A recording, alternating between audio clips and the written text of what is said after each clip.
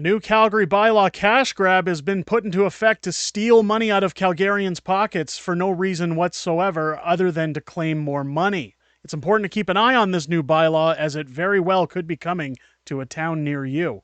Let's get into it.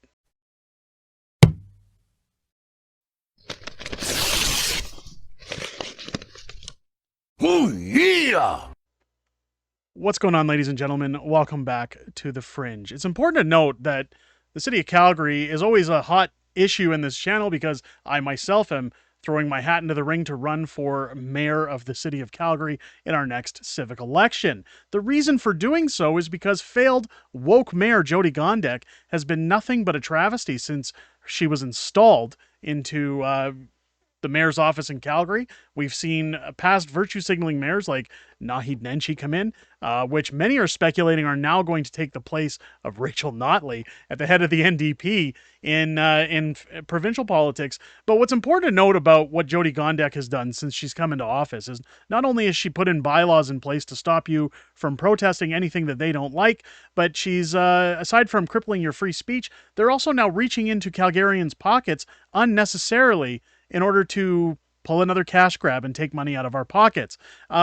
What's important is that when Jyoti Gondek first was installed in office, the first thing she did was call for a climate emergency. Now, climate emergencies are the most laughable policy in politics because, well, there really isn't an emergency going on, and all it simply does is allow a blank check for municipalities, for provinces, or federal government to spend money recklessly without consulting people by simply saying it's to help the environment.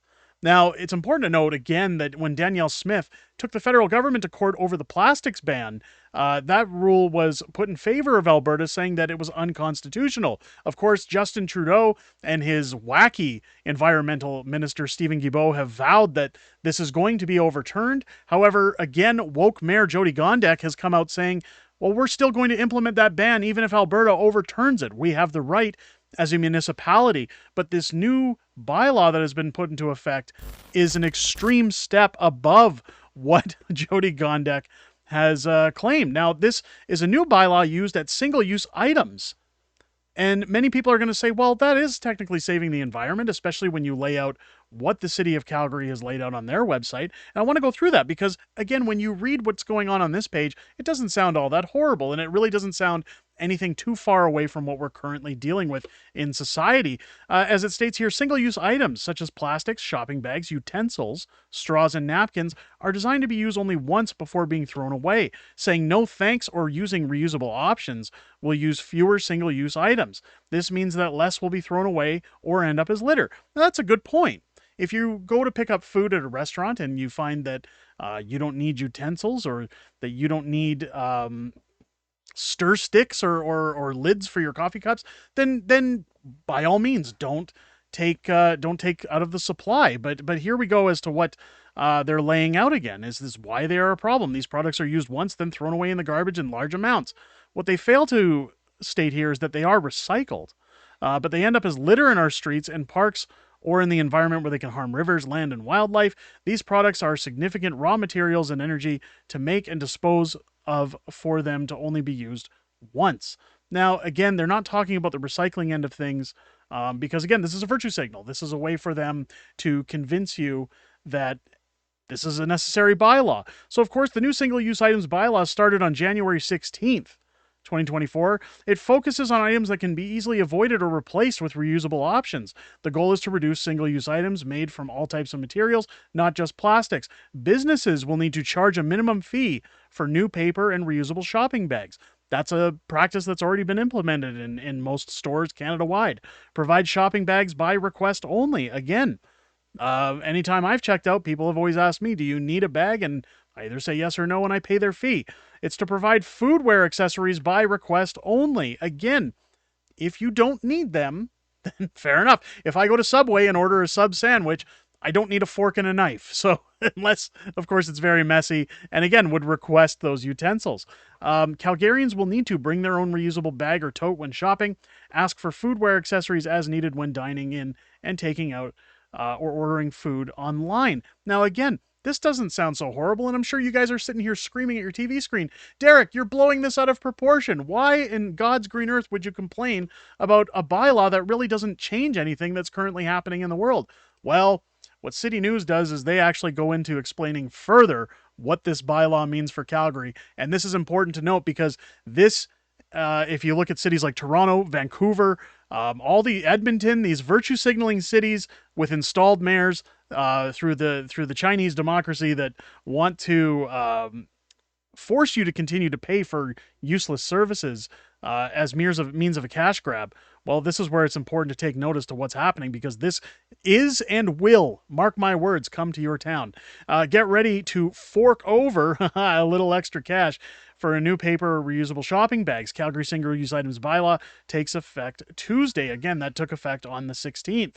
As of January 16th, the next time you will visit a grocery store or a drive-through, there's the important one. Extra charges will be added for paper bags and other single-use items like utensils, straws, stir sticks, and napkins. So if you go to McDonald's and pick up a kid's Happy Meal, they can now charge you for the box that the kid's Happy Meal sits in. They can charge you for the bags that they hand you from the window. So just try to imagine anybody who's trying to save money based on what these charges are going to be saying, no, just hand me my fries through the window. Hand me my burger through the window. Are they going to charge you for the wrap that goes around your burger?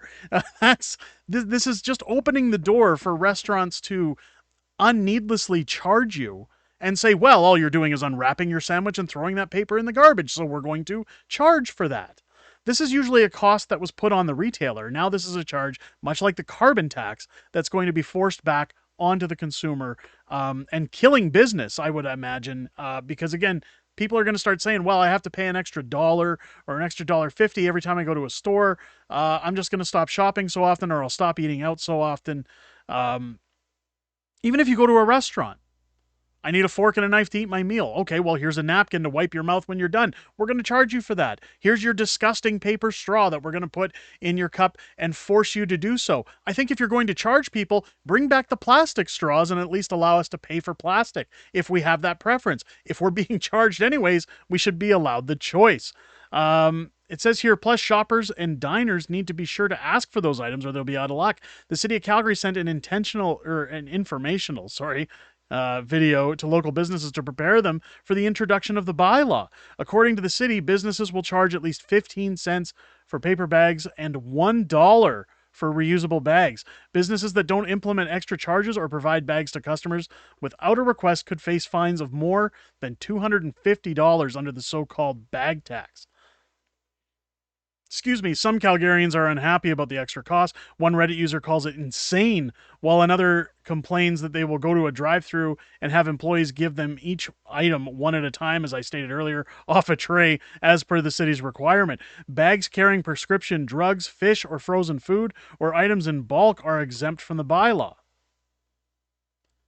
Jennifer Andrews with Calgary Food Trucks acknowledges they will pass on the extra cost to the consumer. As I stated earlier, we've been gearing up for this for a while, she said, adding that she will steer customers in the right direction to adhere to the new rules. We'll obviously prompt them because you don't want them walking away unhappy. It's pretty hard to eat a poutine, or poutine, I guess, depending on where you are and how you pronounce it, with your fingers. Councillor Sonia Sharp said that the council may need to revisit the bylaw if it doesn't work. Or if there's backlash, I guess. There's some folks that are already complaining to us and they're stopping at fast food stores and giving all their food with no bag, she said. This is going to be a big change for families who rely on fast food for their getting around the city. Now, fast food is an interesting concept when we talk about this because there's a lot of hockey parents out there that, again, kids maybe start on the ice at 5:30. Parents pick them up after work, and it's a quick rush to eat really quickly before you get to the arena. I remember many days where my parents did the same. It's just, we'll hit a drive-through, you can eat quick, or we hit a drive-through on the way home from sports or any extracurricular activities. There's also families out there that maybe are in a rush due to other reasons that stop for fast food or simply have bad diets. Now, should people be penalized for doing what they've always done? Again, I feel that if they wanted to put a bylaw in place, this bylaw should affect business owners only to a certain extent. They shouldn't have to pay for each individual item being passed on to the customer, but at the same time, that cost would also be passed on to the consumer by said businesses. So there really is no easy way to say this.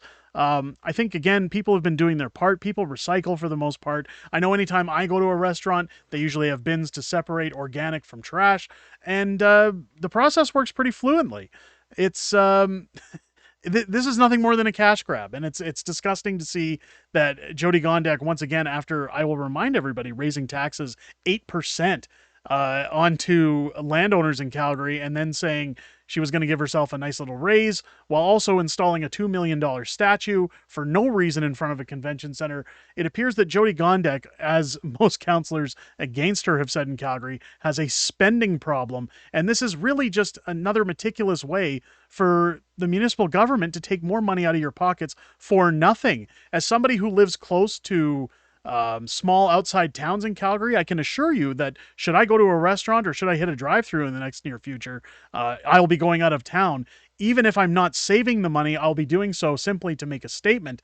If you're in Calgary, let me know what you think down below in the comments. If you're outside of Calgary, do you think this is going to come to your town if it's successful in Calgary? Even if it's not successful in Calgary, more left-leaning cities, again, such as Toronto or Vancouver, I think would adopt such a policy and try to push, especially amongst the environmental crowd that think every little thing we do for the environment is going to help, when, again, this does nothing more. It doesn't change the process. You're just simply paying money on top of something that's already been there to begin with.